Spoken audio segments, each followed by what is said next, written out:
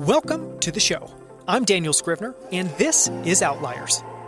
In each episode, I sit down with someone in the top 1% of their profession to decode what they've mastered and what they've learned along the way, diving deep to uncover the tools, habits, and frameworks that we can all apply in our own lives. And today I'm talking with Casey Putschoegl about something I've struggled with for years: when to hire an assistant, how to think about that decision, and how to set them up for success. We all reach a point where we can no longer do it alone, where we can't do everything that needs to be done well. And it's at that moment that you have to shift your mindset to hiring a team and building a system for how you'll all work together. Nailing that is really difficult to get right. But for me, it all clicked when I finally reached out to Casey's firm, 33Vincent, to find an incredible partner, an assistant that can help me to do it all well. Casey's built an incredible team of world-class assistants, and as you'll hear, she's taken a very different approach in doing that. In this episode, we go deep on how to find a partner rather than just an assistant, how to approach finding that perfect person, and how to set them up for success with some great do's, don'ts, and rules of thumb. As always, you can find show notes and links to everything we discuss at danielscrivner.com. And with that, please enjoy my conversation with Casey Putschoegl. Casey Putschoegl, thank you so much for coming on the show. I'm super excited to chat with you. Yeah, thanks for having me, Daniel. So we're going to cover a bunch of stuff today, and my hope for this conversation is that, one, it'll be a great way for anyone that's curious or interested or that struggled with whether they should hire an assistant to help them think through that, what that looks like. And you have a wealth of experience here. But before we get into any of that, I just wanted to start by going a little bit back in your career and talking about what you did before founding 33Vincent, because I'm guessing there was some inklings or ideas or something in there that led to it. So can you start a little bit of just your career before 33Vincent and what that looked like?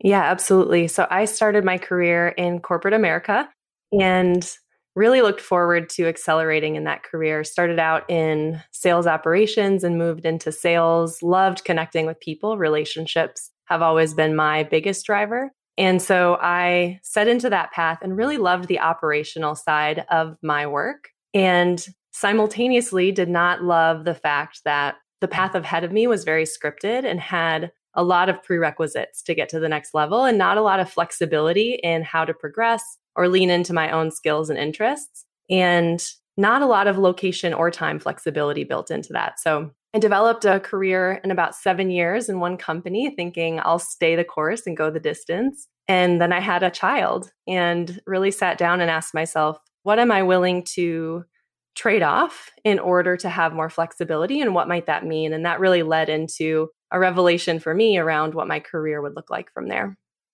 That's incredible. Was it always just like, I know what I want to do, and it's going to be to found a firm that helps just marry assistants with great executives? Or what was the idea or that insight that led to 33Vincent? Quite honestly, it was not in the plan.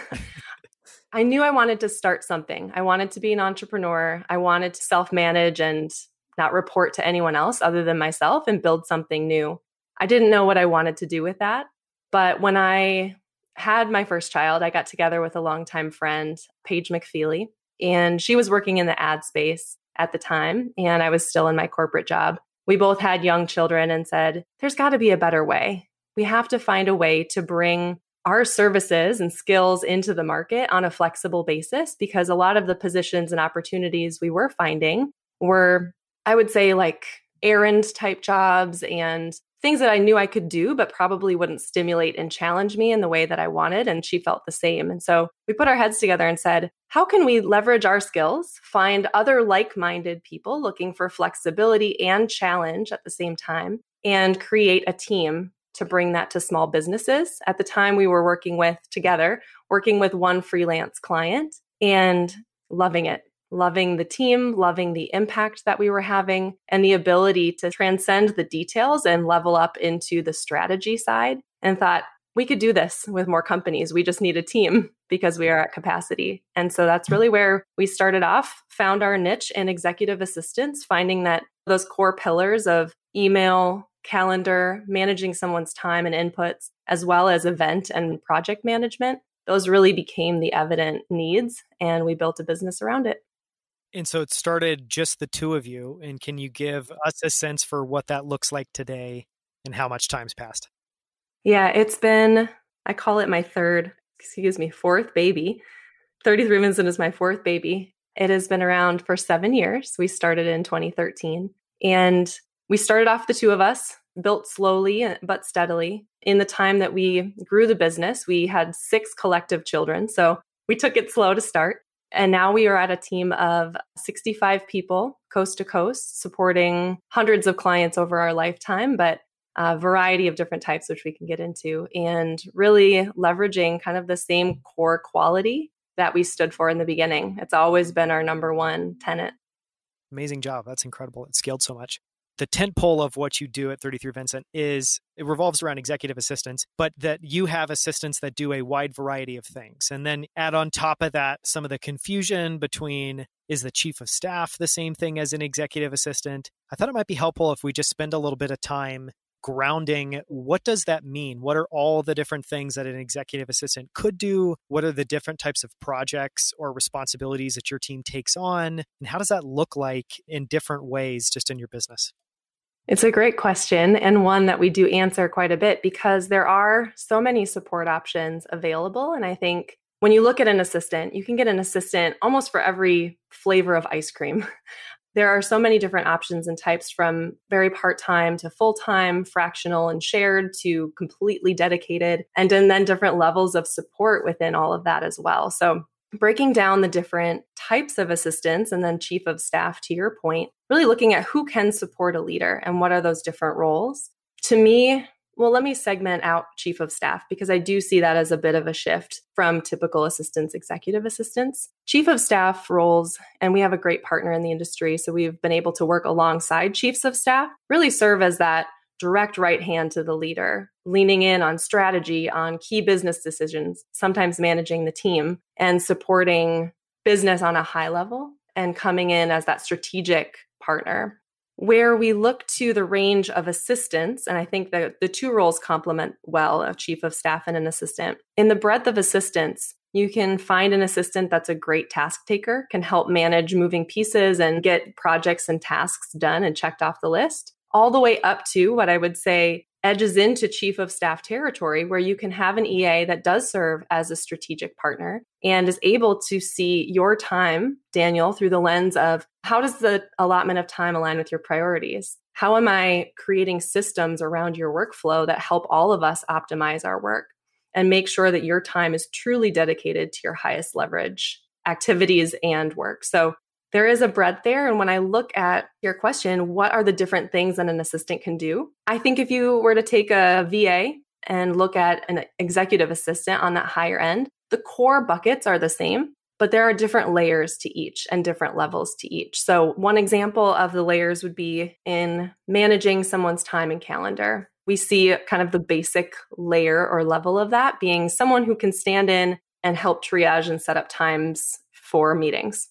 Pretty simple. On the higher end of that, somebody who can audit time, make sure time aligns with priorities, that the right people are landing on your calendar and that things are shifting as they need to, and being able to look at both historically and forward glance, do your commitments align with your priorities? And are you sticking to the exercise we love to tie in is your ideal week? In an ideal setting, how does your week flow? And are we sticking to that? When are we violating boundaries? And what does that mean for your productivity and personal life, in addition to your professional output? So looking at that through two different layers, that's kind of the spectrum. And another example I would share would be project and process management. You can find an assistant who can execute some research and details for you. And you can also find a stellar executive assistant who helps manage soup to nuts in terms of all your processes, creating systems, standard operating procedures, even enlisting other assistants to help execute and optimize the workflow. And that includes tech tools and systems. It includes helping to automate where possible so that we're not losing time or having bottlenecks in terms of your execution. And then also, I think pulling together multiple parties. A lot of our executive assistants will serve as the gatekeeper for all of the parties on a project. Instead of just executing, they're then taking that turnkey process and owning it. And so again, you get layers in between these different levels, and it comes down to what you need and what you're looking for in each of those. Yeah, it's super interesting. And I mean, some of the things that you touched on there is almost an assistant as an accountability partner, someone to help keep you accountable, almost like guardrails to help you stay headed in the direction that you've said you want to. Then there's a thought partner. And then it sounds like part of what you described is kind of they can work on, maybe one way to frame it would be lower leverage tasks where they can do it, but it's likely other people could do it. And then higher leverage tasks where they are truly not just making sure stuff gets done, but trying to improve things as you go forward. Is there somewhere in that spectrum that you guys really like to work and that you like to try to find assistants and partner them? We do. We like to work into that strategic gatekeeper space. I love the word gatekeeper because it does speak to the value and the role itself, looking out for your best interests and being there to help ensure that you're protected against any of the distractions, any of the potential sideline things that come in, ensuring that those are handled for you and you can stay out of the weeds and in the strategy. That's really where we aim to be as an organization. And we find that it is a niche. It is a niche and it's not for everybody. There is an assistant out there for everybody. And I do believe that if you want to level up your leadership skills, if you want to contribute at a higher level, I think everybody should have some form of assistance. And we're really aiming to be that leader's right hand, that strategic gatekeeper. Yeah, it's fascinating. And I want to spend a lot more time on what you just discussed, just this idea that I know in my experience, it took me a long time to finally get comfortable and finally get to a point where I was like, I need this. And I think I finally really need to do this. So I'm curious, do people come to you in a pretty similar state? Are people coming to you before things are kind of on fire? Or is it typically people are showing up and it's like, everything's bad. I really need your help pulling this all back together? I love that. A lot of everything's bad. I need help. And not surprisingly, those are the hardest folks to get in contact with. I think once we have a relationship formed, it becomes more routine and much easier to build from there. But it is hard for those folks who come in and say, I am swamped. I'm underwater. I can't keep up. I need someone. I needed someone 2 weeks ago. Yeah, I have no time for them, but I need them. Yeah, I keep forgetting to reach out to you because I'm so busy, and that's how much I need you. And that's how we know that the value will be there and that the process of, I guess, the lift and impact will be there because we can see immediately some places we can make gains. The other common thing that we hear is, I had an assistant. It hasn't been working all that well for me. I spend a lot of time managing my assistant, which is counterintuitive because I want to free up my time. And I'm looking for that next level. So that's another common one. And then the third that I hear is someone told me it's time. It's time for me to have an assistant. So a coach, a strategic advisor, someone nudged them to say, this is all great and good, but we need to free you up in order to focus on all of this stuff that we've been working on. And so they'll come and say, I've been told it's time. And that's a process of, and we'll talk about the value of mindset in the relationship. That one is a little bit trickier because if you're hungry for that support, if you come to the table saying, I need this, I need somebody who just gets it, you are going to value that at every turn. And I think the other side will too, the ones who are being told it's time, but it is a different journey in the relationship.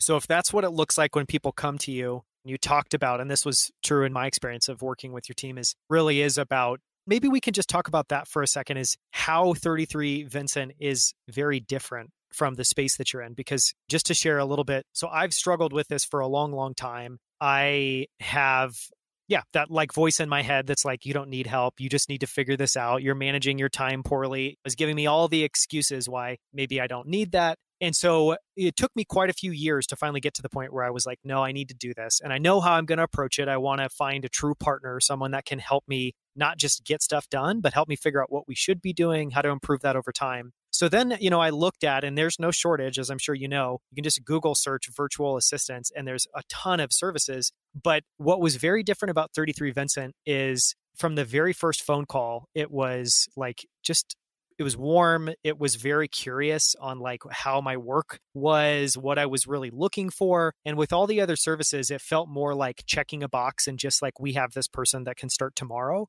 or just like a nameless, faceless website that I was like, does that email I send even get in anyone's inbox? So how have you've clearly approached things very differently. What is that? And what do you see as being really special and different about 33Vincent?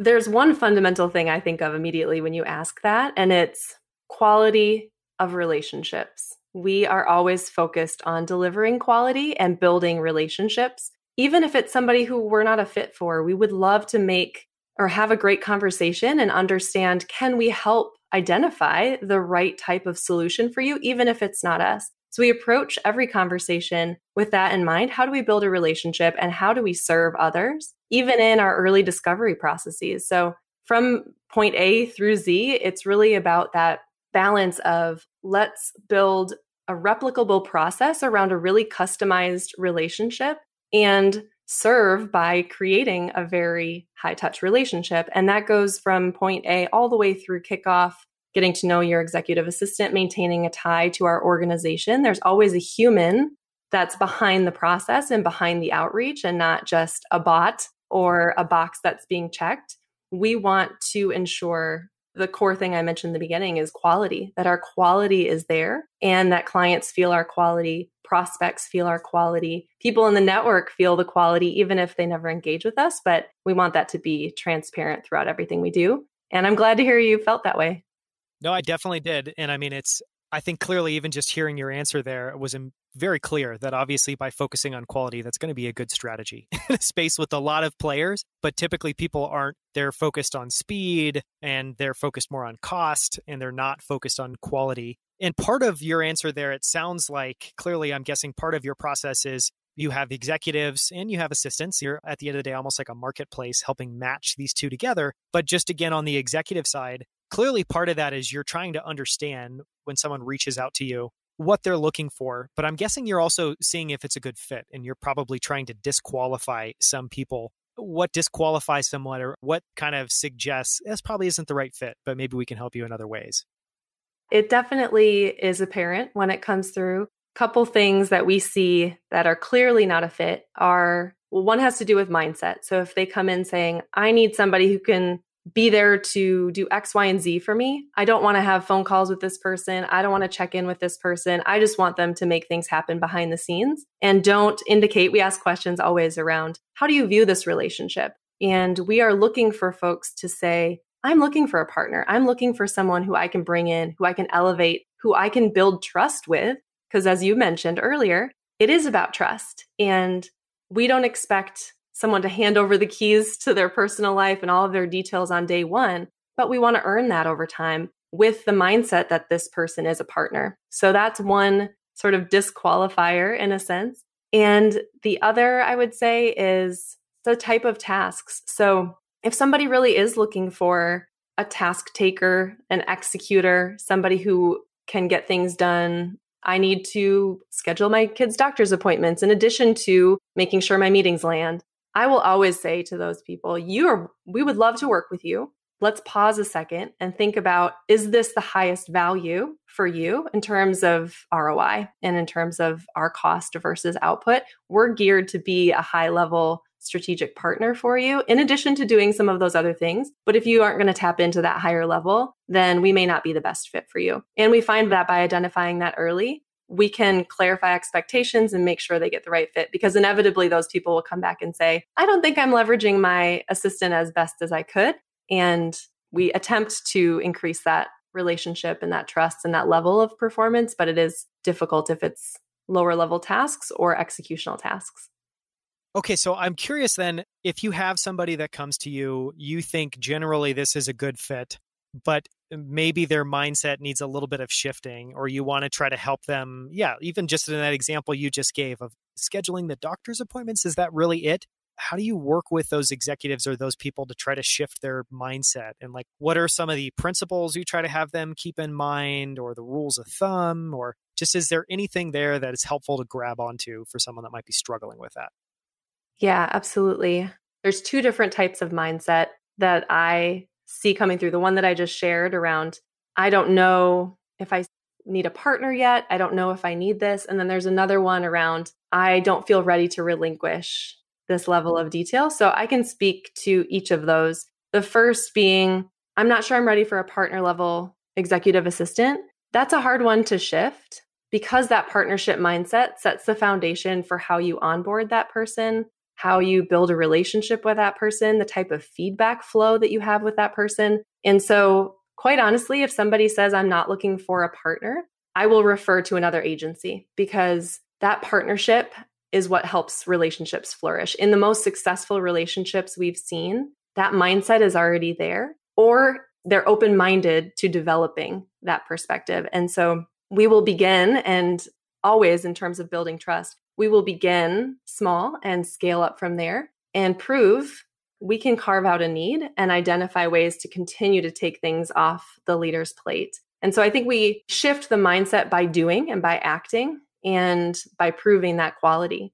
The other perspective, which is that I have some trust issues, or I've had an assistant that didn't work out and I want to build up trust, but I don't know if I'm quite ready to do that yet. That is one that we approach similarly, but with a strategic approach. So let's start with those tasks and those projects that can be easy wins, that can show you exactly how this relationship can function, and then set up a plan 30, 60, 90 days in to begin to take off more. So we typically do find that email is one of the last things to come. Sometimes calendaring and interfacing with clients comes a little later as well, because you want to have that trust in someone. You want them to, I think for a lot of leaders, know that they will communicate professionally. They will be there on a dime to execute and follow up really well. And so we do typically recommend, if you're uncertain if you can trust an EA with your work and with your partnership, then let's start there and build into email and calendar and other things. Yeah, and that makes a lot of sense. That obviously ties into your focus on quality. You made a great point there, which is, I think, one reason, which is entirely practical, is just that if everything goes well, you're going to share basically everything, all the kind of password details, access to all the accounts. So there is a very high bar for trust. And yeah, like with anything, it definitely takes time working with somebody to build that. So we talked about kind of what it looks like when people come to you, how you vet those people. So now I want to explore and talk a little bit about, what does it look like? How do you guys approach kicking off work and kind of pairing, I guess, an executive assistant with an executive? What does that look like? And how do you think about that? And then I'd love to start getting into and exploring ways that goes wrong, ways that goes right, ways executives can set themselves up for more success. But just to start there, how do you guys go through that pairing process? This is one of my favorite topics, and it's so important. A lot of folks looking for their own direct hire will struggle with, where do I start and how do I equip this relationship? How do I find someone? And we have spent 7 years refining this process to identify, how do we filter out those who will be exceptional executive assistants based on our core criteria. And as we find those fits and bring them in and give them resources and development, we are always looking to that match. How do we make really good matches and prepare those relationships to flourish? And in that process, you'll love this, because many of our team members are executive assistants by background. And so we are very information heavy and detail oriented behind the scenes, with the attempt to be as streamlined as possible on the front lines with our clients. And so what we do is a complete deep dive with our clients in terms of, what are your preferences? What do you think about in terms of your time and your boundaries? And let's unpack all of those details. Who are your VIPs? What are your top priorities this quarter? And we'll unpack all of those things so that the executive doesn't have to think through, okay, where do I want my EA to start? And what kind of preferences do I have? We'll really pull those out and create a robust, what we call a dossier on the executive that the EA will ultimately receive and be able to immediately put to work. So instead of starting off the relationship with all of those logistical details and preferences, frequent flyer numbers, all of those things, we prepare all of that and set the foundation so the EA and the executive can build the trusting relationship and have those immediate wins in order to continue to build momentum. And so we find that in the relationship, setting the stage is really important. And thinking of it as a partnership is part of this, because coming in and saying, here are my preferences is one thing. The next layer is, what are my expectations for this relationship? And what are our key touch points going to be to ensure we're meeting those expectations? More than most other work relationships, this partnership in particular is really important with your assistant, because feedback flow, tweaks, all of those things are going to help you refine and build momentum with this person. So we set the stage strong and then ensure that we have the right fit, which we can talk more about, but ensure we have the right fit between the executive and the executive assistant. And you asked another question about, where do we see that go wrong? And one key area where we see that go wrong is not getting enough information from the executive about their needs. Or maybe they haven't gotten clear about their needs. They haven't quite thought through how to leverage an assistant. And so we have limited information to go off of. And we try to draw out more. And when we can, it definitely makes for a more robust match and a more robust kickoff to that relationship. But when we have little detail and little clarity around the why behind the assistant and the what we can do to really wow them, the less likely we will be to achieve those expectations. So where we have seen it go wrong is a client kicking off with an executive assistant and realizing their needs are actually far out in left field where they thought they'd be in right field. And that person doesn't have the capacity or background to meet the needs that they've now articulated. So again, I think going back to leveraging an assistant, it's important whether you're going through an agency or finding an assistant directly to spend a little time. It'll be a time up front, but time very well spent to identify what are those things that I ultimately want on that ideal wish list. Like if I could expand the list and think of all of the things I want to hand off with someone, where do I start? But know that scope and also know what you expect to get out of that relationship. And by doing that, you set the stage for an ongoing and successful partnership. I want to touch on one thing you've said a couple of times, which is just the recognition that a lot of people, I'm sure, are open to going through an agency, but they maybe want to try to find somebody directly. But clearly, I never even seriously considered trying to find somebody directly just because I thought of all the ways that that could go wrong. Not only are you doing an incredible amount of vetting on the EAs that you bring on, you're also doing a lot of training. And I know there's other things like since you have an entire team, if an EA needs to leave or go on leave of some sort, somebody else can step in and it can be really seamless. Can you talk a little bit about all of the pros going through an agency like 33Vincent versus trying to go direct? Yeah, you mentioned a couple, and seamless coverage is one of them. We have one of our longtime EAs who's out on parental leave right now with her third child. And in that process, we were able to find the right fit for her client to fill in for the time that she's been away and ensure that they have plenty of crossover to train and pick up the ball right where they left off and help adapt to potential changes in capacity or availability as well. So when you go direct, you have obviously there's benefits to having access to somebody that you've found custom to yourself, a little bit more legwork on the front end there. And that person might have capacity constraints that you can't get around. They might need to take some time off or take a leave, as you mentioned. So that's one really great example. The other I would say is capacity flexibility. So if you have bursts of needs or a time when business might be slower and you might need to scale back your support, but especially scaling up we've had a couple clients do large scale virtual events that have required more hands on deck. So the ability through an agency to say, I've got this on the horizon, I'm going to need more capacity, or the EA will bring forward and say, this is how much time we're going to need. I need some backup. And we'll bring in a team of EAs to support that lead EA and help execute seamlessly. So you get access to that flex capacity on both sides and also just general flexibility. I think a couple clients have said to us, I want to be able to work remotely from my EA. I don't want them sitting next to me every day. And that separation helps me, I think, feel less risk around the relationship. And if they've said, one in particular has said, if I want to let my EA go, I can do that. He has kept his EA for like 6 years. So that didn't have to happen. But it was that peace of mind to say, I've got the flexibility here and the low risk to toggle as I need to make decisions as I need to. And especially we've found lately during COVID, that flexibility is paramount. And as budgets shift, as needs shift, as travel needs, especially we've seen a lot of our clients scale back on travel, but scale up in other areas. And so the ability to flex into that is helpful. And then the last thing I will mention is just access to expertise. So with an EA through an agency, you have that EA's experience and their direct support for you. And you also have them backed by a ton of other experience. So an example of that, we have a lot of sharing happening daily in our Slack channel. Who has Salesforce experience, or has anybody tried this approach or process? Can you hop on the phone with me and work this through? And so bringing forward those years of experience in different areas helps to uplift that EA and give them some more resources that a simple blog or a tutorial on a website can't give. And so you get that EA backed by a lot of other expertise.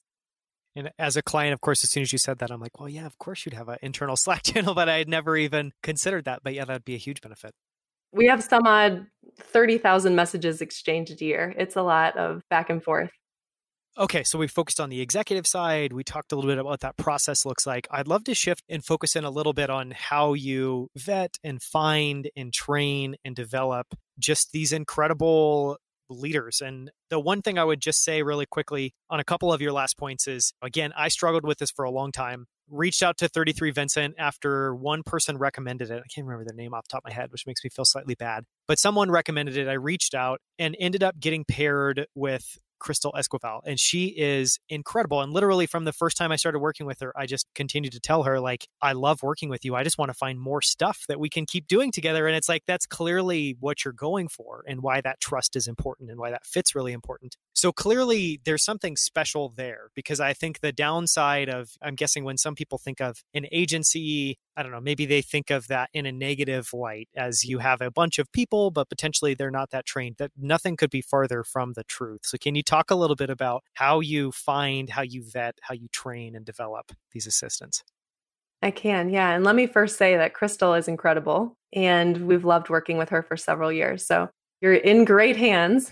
And yeah, finding the right fit is one of the main things we focus on. Of course, making great matches and filtering to find those great partnerships is one, but it comes down to finding the right talent. And we've spent a lot of years refining our approach and ensuring that we are filtering the best talent. Because one thing I will tell you is that not every exceptional executive assistant has direct executive assistant background. And so we've had some EAs just rise to the top who come from account management or customer service or other backgrounds where their skills lend so well to the role. They need a little context and a little support around exactly how do I frame up my skills in the right way to leverage this executive to the best of my ability. So in short, we are looking for the skill set. We are looking for the skill set. Experience is part of that, but it's not the only part of that. And so what we look for, there are some core traits, of course, that won't come as a surprise, but we do have metrics based on each of these. And it's proactivity, attention to detail, level of thoroughness,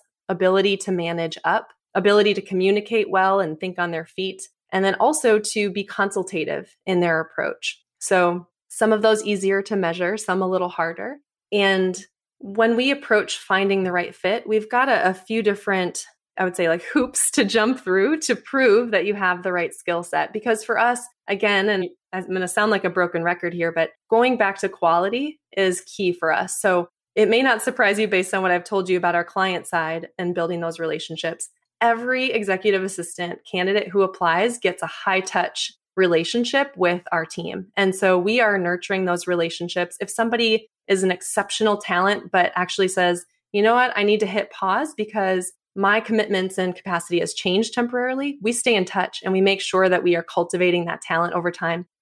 I think part of it's too just on the training and development side, and just the context. There's part of this. I asked Crystal, like, I'd love your thoughts if you have any questions to ask, but clearly from her perspective, it's just been an incredible experience. So I'm sure there's some unique things you're doing there.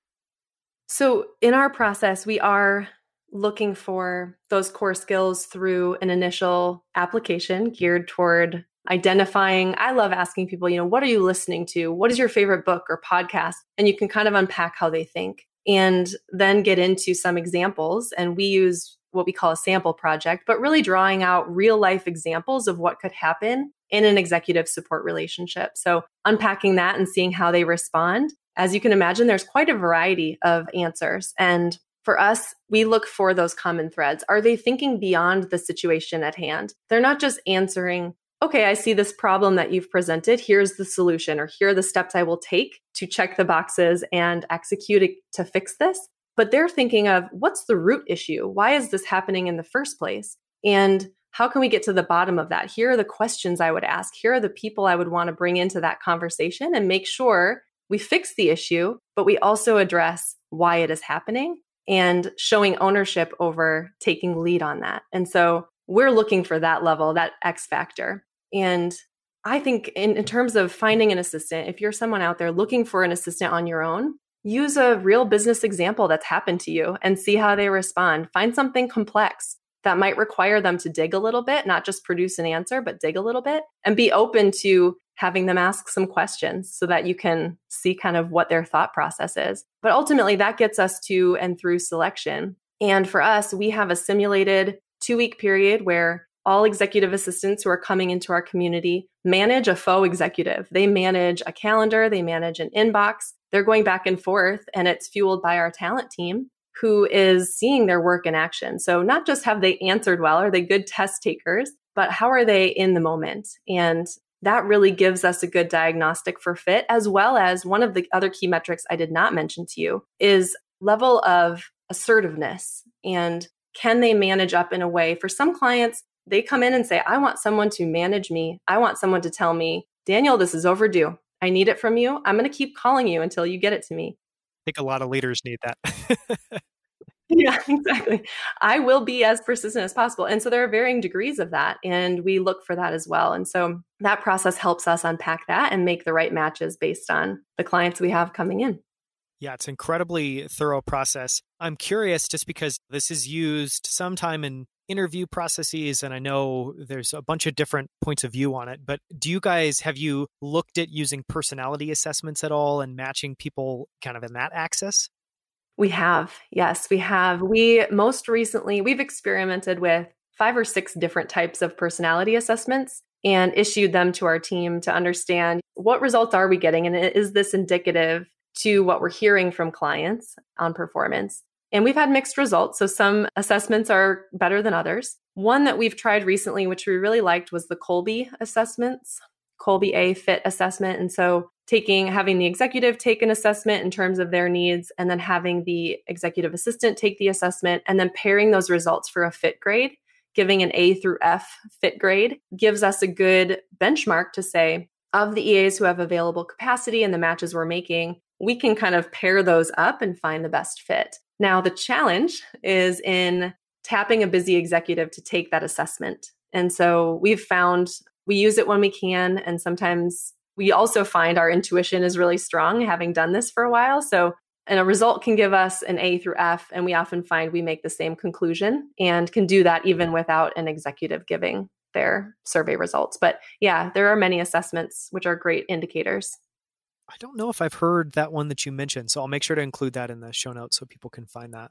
Okay, one of the things that I wanted to spend a little bit of time on is just around do's and don'ts for once you've matched an executive and an assistant. And just to share a little bit of context, like one of the things that Crystal and I have experimented with as we've started working together is something as simple, which I've found invaluable, of just doing a weekly call. That was one of the first rules of thumb that I've heard a lot of people share as well too, is you definitely need to have some time in person every single week where you're syncing. So maybe we can start there, but what are some do's and don'ts that help executives and their assistants stay on the same page and work as effectively and as frictionless as possible? What you mentioned about weekly meetings is so important because we do have clients who have not shown up for those meetings or say, I don't need a weekly meeting. As I said earlier, I don't have that time to spend. However, that time spent, you get back in spades, because if you can equip your assistant, your executive assistant, with what they need to run forward and accomplish what they need to accomplish, then you've freed yourself up. And allotting that time helps to do a couple of things. Number one, it helps you level set on priorities and what's coming up. One of the do's that I immediately thought of is ensuring that you give your EA context into what is happening around a larger ask. And so if they have the context, if they know that you are setting up these meetings, you've got a variety of moving pieces happening because you're considering an acquisition. There are some levels of sensitivity there, right? But you want your EA to have enough information to know, I'm going to orchestrate this because it's contributing to this larger initiative, versus saying, can you land X, Y, and Z? Let's move on. And so ensuring that you give context into your asks and having that weekly time together helps surface questions. It helps move the dial. And what I recommend for anybody who has that weekly call is spend that on the high leverage conversation where a lot of the other details can happen offline. So whether you use a project management tool, Slack, we use Base at 33Vincent, which gives executive assistants the ability to store all of their questions that they have in one spot and push a decision stream to the executive to say, here are 5 questions I need you to answer. And I've already clicked in answers for you. So do you want to catch the red eye home? Do you want to catch the 9 a.m.? Here are a few different options. You click one and move on. And so those more logistical, lower level tasks can be accomplished quickly and then your time together can be maximized. So if you are somebody who has an assistant and you're spending your time on sort of the minutia while you're talking, I would recommend exploring a project management tool or a weekly digest of questions, maybe daily, depending on your workflow, where you can knock out those quick things and then maybe cut back your time together, but definitely spend that rich time together. And I want to now flip the script a little bit because I know that you yourself have an assistant, which makes a lot of sense. And I would also guess that you're super thoughtful and you're applying all these best principles to how you work together. So can you talk a little bit about that? Like what your assistant focuses on, what you try to focus on, and how you keep that relationship a great partnership over time? Getting the chance to work with an EA was an aha for me because I had already been leading 33Vincent for several years before getting my own EA. So similar to your mindset conversation, I had thought, I can do all of this myself. I'm a very detail-oriented person. And bringing in my EA completely shifted my perspective. It definitely increased, I think, the value of what we do in my mind and helped me establish what are the ins and outs of managing this important relationship firsthand. And my EA's name is Leah. And one of the things that Leah and I do that we've recently started doing with more cadence, but we definitely always have a quarterly step back where she and I sit down, we do two-way feedback, and I ask her for feedback. Of course, I come ready to give feedback. We call them glows and grows in our organization. So what's going well and where can we continue to refine our processes together? And I also want feedback. So where can I better help you help me? And when we're communicating, are there ways that I can do things differently in order for us to work together best? And that feedback flow, and I think that mutual invitation has been really beneficial for our relationship. The other thing is a set of questions, and I think the KISS principle, keep, improve, start, stop, is a really effective one. I like to ask simply, what's working, what's not working, and come up with creative solutions for what's not working. Typically, what's not working is more just how can we be better and how can we even more refine those little nuances. But it's a great opportunity for us to step back and look at the whole picture and say, actually, there's something I've been doing habitually that I could have you do. And you could lean in to support me in ways that I haven't. Or if I just shared a little bit more context around what I'm working on, or maybe the board that I'm using for annual planning or other things, she can have the context to help me even increase her involvement. So those step backs have been hugely helpful. The other thing is our communication cadence has changed over time. And I really like where we've settled in. So she is sending me, and she has access to all of my boards and to-do lists and initiatives and goals and all of those things. So she is able to lean in and hold me accountable in a lot of ways, but say, you said you were going to do X on Friday, and I actually see you scheduled something on top of that. So I'm going to go ahead and move that for you. But through this process of communicating regularly and having her well involved, she's able to see all of those pieces. And she sends me a morning digest, so I get a glimpse of my day, the things that have come in, or maybe that I forgot to act on that she is reminding me, giving me those nudges about. And then I get an end of day recap and a glimpse ahead to tomorrow. So that communication cadence has been really helpful. And it helps her see, I think, the whole picture in ways that as we were warming up in our relationship, she didn't have as much context, and that was on me. So I realized I give this advice a lot. I need to put it into practice myself. There's, so many good things you touched on there. So I want to try to go a little bit deeper on a few of them. But one of them is I love that the framing and the phrasing, I think you said glows and grows. Can you talk a little bit about that and what each of those stands for?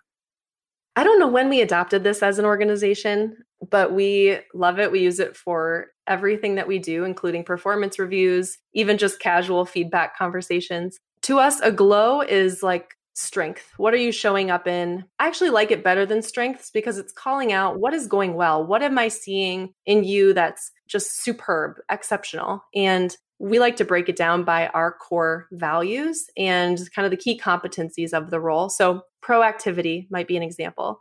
Here are a couple glows that you have in proactivity. I saw you do X, Y, and Z, and that totally set me up for that meeting in a way that I had not thought I could have been as prepared. So sharing a couple of examples with actual projects they've completed and or just themes of ways they've supported you is the glow theme. And then the grow is really opportunities for improvement.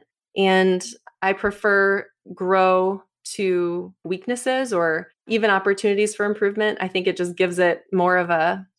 It's an opportunity. It's not a negative.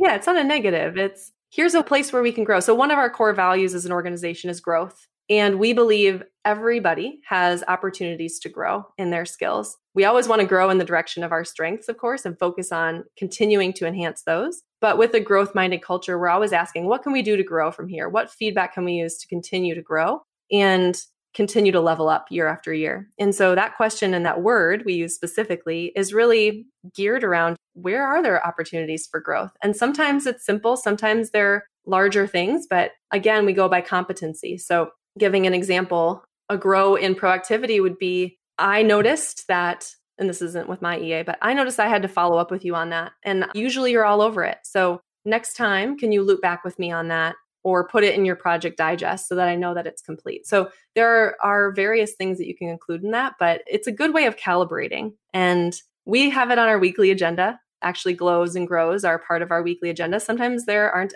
any new things to discuss, but I want to show up and also give praise and kudos to her because I'm always looking for opportunities for growth. And I don't want to forget that in this important relationship, I want to call out all the great things she's doing. And that uplifts, I think, her desire to do well. So, yeah, especially on a weekly basis. You touched on that was part of your weekly review. What other items are consistent in that? What things do you make sure that you do every single week? During our weekly calls, we have the glows and grows section, feedback, and I ask her as well for feedback. The other two key pieces are big rocks. So what are the big rocks coming up? And let's look through the trees to see what we've forgotten or if there's anything there that we just want to scope out. So she'll always have questions for me, diving deep in there, asking me about my priorities for the week ahead and really diving into discussion on those. And then there is a logistics and updates section if there's anything bigger that we haven't covered in our decision streams. But those are the key areas. And then quarterly, we do have that step back agenda. We have experimented with doing it monthly, but I think quarterly is a good cadence for us where that digs into the start and stop.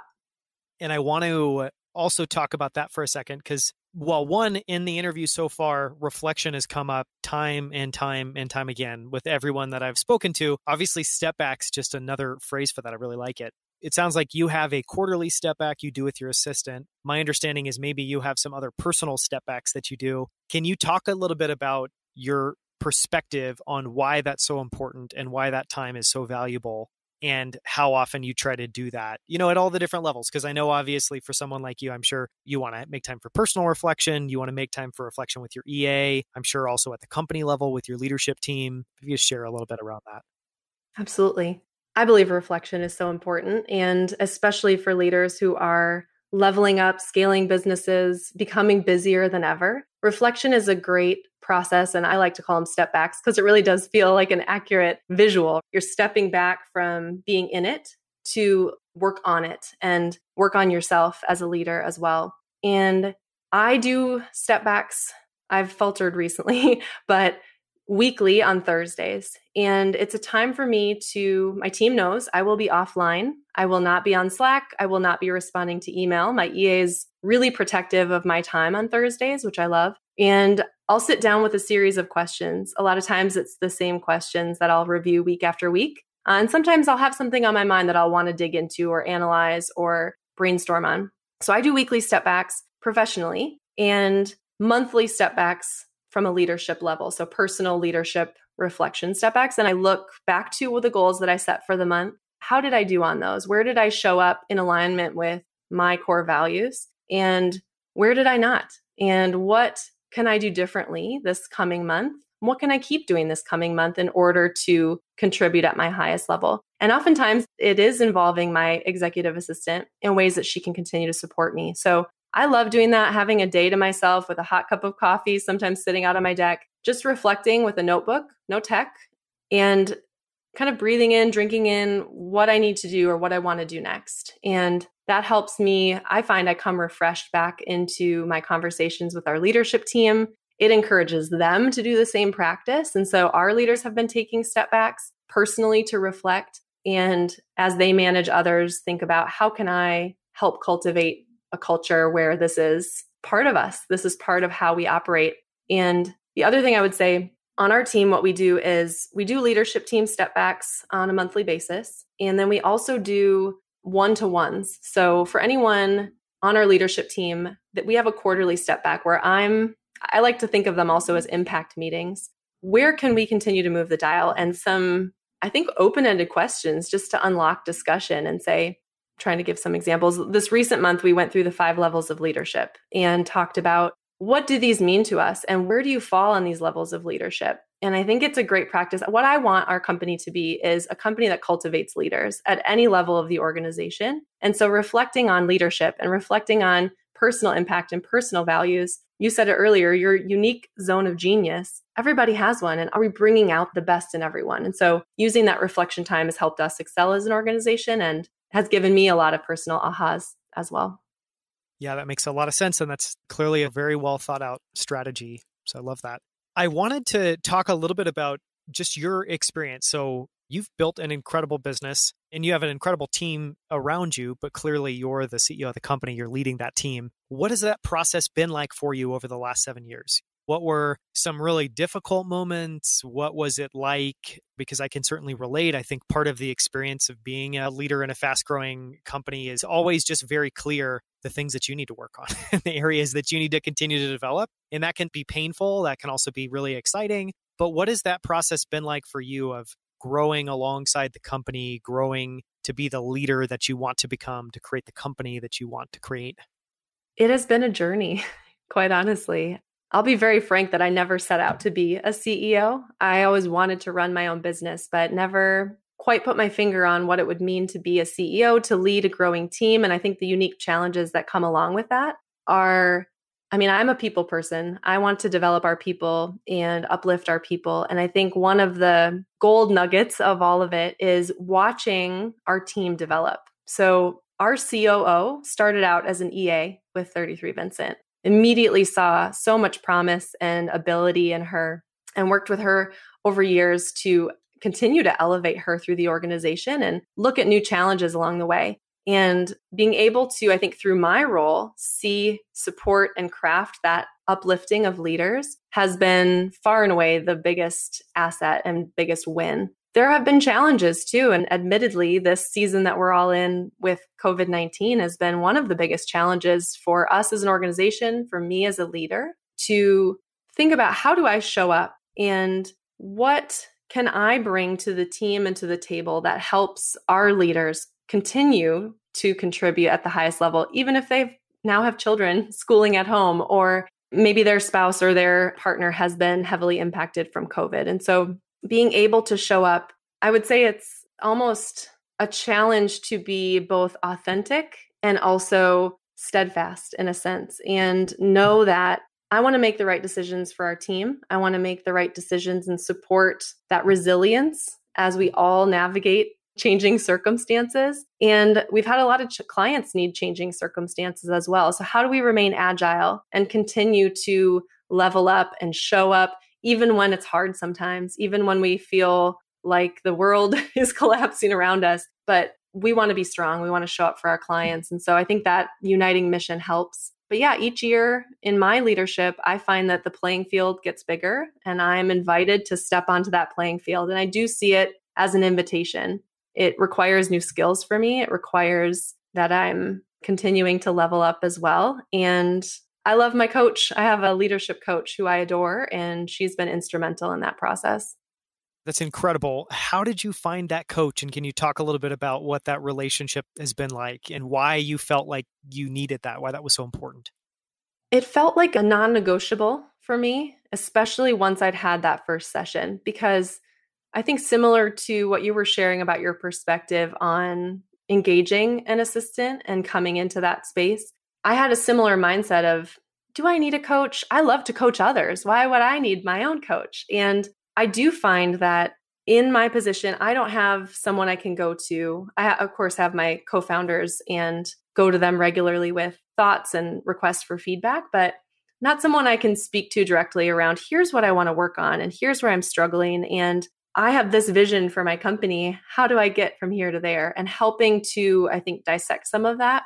Having that resource, it feeds me so that I can feed others with the same spirit and come to, it's a cliche, I would say, but I want to have a full bucket, because if I don't have a full bucket, I can't fill others' buckets. And for me, that coach fills my bucket. She helps me reflect in the moment. She asks me questions that I might not have asked myself. And she calls me out. She knows me well enough to say, you just told me this, but what I'm hearing in your voice is actually something totally different. And she'll help call that out. So I have found her involvement to be one thing I would never trade. I'll put it that way. Reading in between the lines a little bit, one thing I would guess is that it seems like you have a very integrated approach of clearly you have a lot of responsibilities. You're a mom with 3 children, you're married, you have, I'm sure, a lot of responsibilities at home. I know you also care a lot about kind of just health and wellness, and then you have this growing business. What's your thought process on how to approach that? Is there even a separation between work and the rest of the areas of your life? Any thoughts on the philosophy and just approach there? It's all one and the same. I see it as part of one big whole. And I know that I always think of others and look to others as a whole person. So there's the professional you, there's the personal you. To me, those aren't compartmentalized. Yes, we may try to compartmentalize them in our day-to-day lives, but for me, I look at our clients, at our team, and I try to see as much of the whole person as I can. And for me, I have to give myself that grace as well and see I am the sum of all of these parts. I'm not just a mom. I'm not just a CEO or a business owner. I'm not just a spouse. And all of these come together and make me who I am. They, when working well in concert with one another, help me show up in every area better than I would if one thing was out of whack. And so I look to, in my best moments, look to ways that I can set my priorities around those different areas, knowing something's got to give. I've learned one thing that I think was a myth I always thought was true, which is that I can have it all. I can do all of it.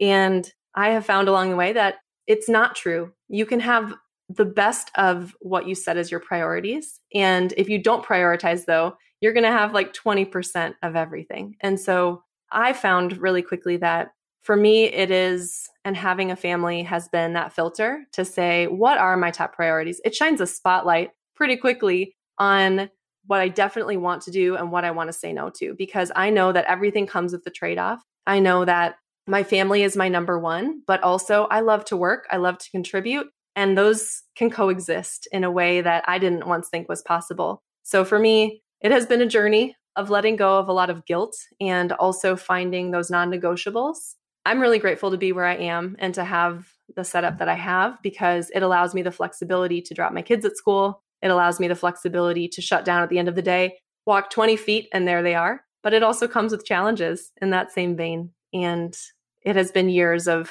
continuing to improve and refine my approach. I'm sure that's going to be a never-ending process, because anyone with kids knows too that every month can be different. Every year certainly is different. They're changing people all the time. It's a lot in flux. So I want to start getting into a few of the closing questions, and I'm going to change them slightly. One thing, you've touched on a couple of books and principles that I'm guessing maybe you discovered in books. It seems to me that you're clearly an avid reader, and then knowing that you've had this massive growth curve, both professionally and personally over the last 7 years. So typically I'll ask someone for just one book recommendation, but I'm curious for someone listening to this that is just inspired by your own journey and knows that they want to embark on that for themselves. Are there a couple of books that have been really helpful for you? And they can be books, they can be courses, they can be people, but are there a couple things that have been really impactful for you that you would pass on and recommend to somebody else? One of the books I recently read, which really lends itself to the conversation we've been having, is Essentialism by David McKeown. And I think I have almost every other page in that book flagged down with notes in the margins, because it speaks to the heart of why I'm in business, also what drives me, which is less but better. And I love the framework. He has an illustration in the book where there's a circle and an arrow pointing up in one direction. And then there's a simultaneous circle next to it of the non-essentialist. So the first circle is the essentialist. The second circle is the non-essentialist. And there are arrows shooting in every direction, but only for an inch in each direction. So do you go an inch in each direction in 20 different directions, or do you go 20 inches in one direction? And how does that impact how you show up? And it speaks to me because number one, when I work with clients and talk to clients, it's really about how can you do less, but do the things that you do best even better. And if we can show up and think about like addition by subtraction and really inviting in an executive assistant to help with that process, then that's really what we're here for. So that book really resonated with me personally and professionally. And it helped me to realize some areas where I was being a non-essentialist and to carve out opportunities to straighten my arrow in a sense. And the other one that I love, it's in a similar vein, a popular one, is The One Thing. And love the methodology around The One Thing, especially when it comes to setting priorities and goals and having a relationship with your goals. So that one stands out far and away. And we've worked with Jay Papasan and Jeff Woods directly. So love them and love the work that they're doing. So that's another one. And then the third is sort of an offshoot. It is by Gay Hendricks, and it's a book called The Big Leap, talking a lot about how we set these sort of ceilings for ourselves around what we think we can accomplish, or a barometer for our success. And where we set those kind of indicates where we're going to wind up. So if you have a barometer that you set low for yourself, I don't deserve more than this much success. Well, if you bump up against that barrier, you're going to find ways to bring yourself back down. So it talks a lot about self-limiting beliefs, the stories that you tell yourself, and how to kind of identify and break through those in order to take a big leap towards success. And so I've found that's really helpful. I think for most founders, you have those voices in your head that tell you, you can't do that. And so being able to address those and I think change the narrative internally is important. Yeah. And I think that principle is expressed so many different ways of like the 5 people you spend the most time with is the person you're going to become. I've heard that same idea stated different ways, but I love that. And I've not heard of that book. So I'm excited to read that. So something else that I'm curious is for someone else that's listening to this, that's inspired by your story. And one reason I wanted to have you on the show is I want to highlight more women that have built incredible businesses. And you've clearly done that. I mean, now just in 7 years, scaling to have a team of 65, I think is an amazing feat. So for someone listening that wants to kind of follow in the same direction, do you have any words of wisdom, any advice, even just like a pep talk that you that you would give that person so that they can be willing to take that first step forward? My advice would be that the first step is the hardest. And if you have something you're working toward, an idea, a concept, a passion that you think you could turn into a tangible business, the risk is worth the reward. And of course, when I talk to friends, they say, how do I leave my corporate job and do something I'm passionate about, do something that gets me excited and makes me want to show up every day? My answer is, well, what are you passionate about? What gets you excited? And I think our guts tell us a lot that we ignore. Following those areas, carving out maybe an opportunity to trial an idea, trial a service, trial a product, and see what kind of demand you get for that. If you sense I'm onto something, the risk is worth the reward. I had a really hard time leaving my corporate job, my cushy job, as I called it, my company car. It was really hard for me. And friends always said, you have the golden handcuffs, you have the golden handcuffs. And I felt very privileged to be in the place that I was deciding to make that leap. And at first it wasn't easy. There were trials and tribulations. I was always looking at cash flow and financials and all of those things, but I knew that we were onto something. And I knew that if I led with my values, if I led with my passion and kept showing up, it would turn into good results. And inevitably it did. Along the way, I think part of my leadership journey, and I would challenge anyone who's growing a company to say, trust others to help lead. Find a way to set up the right people in the room and then step out of the way as much as you can, because that has been the key to our success as we've scaled, is finding the right people, putting the right resources in the right places, and stepping back to let them contribute. So I want to talk a little bit just personally. One of the questions that we ask every guest is the things that they do every day. And you shared a little bit of this, just your principle about doing step backs, taking that time to reflect. But I'm sure there are other things that you do every day. And these could be practices, routines, tools that you use that help you show up as your best self. Can you share some of those with us? One thing that I do every day, try to do religiously every day, is my shutdown ritual at work. So I'll touch on professional and personal as well. I think the theme of rituals in general is a big one for me this year. How do I, especially in times when the circumstances around us have been changing, my kids were home for 6 months schooling from our basement, how do I create replicable rituals that help me feel grounded and centered, that help me show up better to work, better at home, and create a little bit of a boundary between the two. And so that includes my morning ritual, getting up early and having a little time before the kids wake up, having a workday startup ritual. I won't get into all of these, but a workday shutdown ritual and then a nighttime ritual, and making sure I get the rest I need to show up again tomorrow. So the one I'm focusing on the most is the workday shutdown ritual lately. And for me, that is a process, and I learned it from Michael Hyatt and company. That is a process of, for me, having 30 minutes, sometimes 20 or 15, depending on how busy the day was, but a little period of time at the end of the day where I take that breath, in a sense, and look back at the day, capture anything that's still bouncing around in my mind and get it down, get it out of my head and into my Todoist or into my project tracker with my EA, and make sure I get those notes captured, because if I try to remember them tomorrow, they're not going to be as clear. So I'll get them out today, and then I focus on closing out. So what do I need to address before I wrap up? What's coming up for tomorrow? One practice I love, which is so simple, is closing out all the tabs I have open. Right now, I look at my screen, I've got probably 10, 15 tabs open. I don't need all of these. So let's do honestly like a refresh and shut down what I don't need, open up the agendas I need for tomorrow, and have my computer teed up. Then literally put my computer to sleep, turn off my office lights, close the doors. For me, it sounds so simple, but it is the process. I don't have a commute. So it is my process of leaving work. And it helps me leave work at work, even though it's 20 feet from my living room. And it helps me show up with my children and be more present. It helps me sleep better at night. And so I found that ritual, for so long, I'm like, okay, workday shutdown ritual. I've heard about that before. Actually putting it into practice has been game changing for me. So that's one I do every day.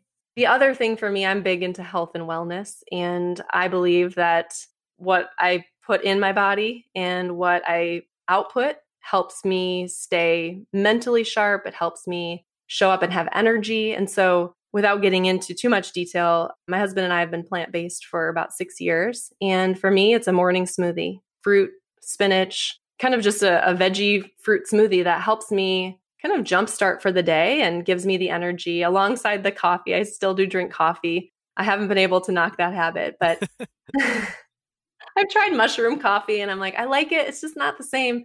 But having that combination in the morning is really helpful. And then working out, one of the blessings of the pandemic is that I decided early on, I'm going to come out of the pandemic better than I went in. I'm going to be a healthier, more refined version of myself. And part of that process has been working out every day. So I used to work out a few times a week and do more of a hour and a half workout. And I said, I'm going to commit to doing a little bit every day. Even if it's 20, 30 minutes of strength or cardio, I'm going to do it every day. And tried a bunch of different apps. I've settled on the popular Peloton. I don't have any of the equipment. I'm hoping someday to invest in a bike or a treadmill, but having the app and just the ownership over, or I guess the ease of the ability to show up for 30 minutes any day, that has been a game changer for me. Peloton's, I'm curious to see how it stacks up against, I know Apple's just releasing their new kind of fitness videos, but yeah, it's wonderful that we have those now, because especially obviously with COVID, you need to work out from home. And I think so much of it is like, you actually don't need that much equipment, but it certainly helps and lowers the barrier to doing it if you've got somebody that will show you how to get in a great workout at home. Well, and you don't need that much time either. I think you just need to have a trigger and a ritual to do it. And that's something we've explored a little bit in previous episodes as well, too, is just debunking that myth that you need, quote unquote, the 60 to 90 minutes. And no, if you actually just chunk it down, you can do much less. Just if you can do it consistently, it can be just as effective. And that whole concept, which I love, is, yeah, underneath that umbrella of kind of minimum viable. So there's minimum viable workouts, minimal effective workouts, but it's just super interesting. So the last question we always ask every guest is, for a person or experience that you are eternally grateful for, and if you can share that story with us. For me, one of the experiences that I've had that has been the most impactful and that I'm eternally grateful for is the journey of becoming a mother. And I always had my career aspirations set high and always knew that I wanted to also be a mother. Never knew how those two would work well in tandem. And what I think the cliche thing is like, I found my purpose. And in a sense, yes, I did. I think for me, though, it has been the practice of cultivating patience and perspective through the process of having children. I have 3 boys and they're whirling dervishes, but cultivating those skills has gone through all facets of my life. So the patience that I have at work, the perspective that I have now that I have kids has shifted tremendously. And then in terms of priorities, I mean, like I said earlier, I see it almost like through a spotlight effect. What is most important? What is vital and essential? And time is moving fast. So for me, I need to be clear on what's most important. I'm not willing to, and I firmly believe that you can be as successful in business as you want, and your family can fall apart at the same time. And so for me, success is that well-rounded view of nothing has to be perfect by any means, but I want to be investing in the right areas in alignment with what I believe. And so, yeah, it's just a stronger filter for me. It's been a really great reminder of what's most important. And then one experience that also speaks to me is around a trip that my husband and I took 3 years ago now. He got a medical grant to work in Austria, and we took our 3 kids overseas, and they were, 5, 3, and 6 months old at the time. 3 months old, excuse me. So we had a little baby traveling overseas, and we went to live in Austria for a month. And through that experience, living there and working there and exploring a different culture with a family really inspired us to create a life that gave us flexibility, to go overseas and to travel the world. Our goal right now is to do a worldwide classroom with our kids for 1 year. My husband needs to get a little more flexibility in his medical career, but we want to unlock and be able to take a year off and go travel with the kids. And I want to have the business functioning in a place where my team is, and they are, super strong and able to handle business while I'm gone, and the ability to then go and explore with my family while my kids are still small. So that experience unlocked for me, I think, vision around what I want and what I'm doing all of this for. It helped unlock the why behind every day. One last question I have to ask is any advice for other moms, other dads trying to survive life with 3 boys? Because I know that's a lot. Oh, it is a lot. It is a lot. I think I heard Will Ferrell say in an interview, like he just wants to shoot a fire hose at his kids all the time because he has 3 boys. For me, I think the biggest advice I would have for moms is not to underestimate your role as the woman in boys' lives. And I think that there's such tremendous impact that a mother can make on a son. So yes, it's a lot of work up front. And I think that work pays off, especially for me, setting systems and structures. Hey, I run an EA company, so no surprise, but setting systems and structures that give them accountability and autonomy, that has gone so far for our family. And I hope sets them up with skills that'll help them succeed in life. That's great advice. Thank you so much. It's been incredible. You have a really crisp way of thinking about everything that you're doing. You have an incredible track record. You've built an incredible business. So thank you so much for your time and for coming on and for sharing some of that. I really appreciate it. Yeah, this has been great. Thank you so much. Until next time, thank you so much for tuning in.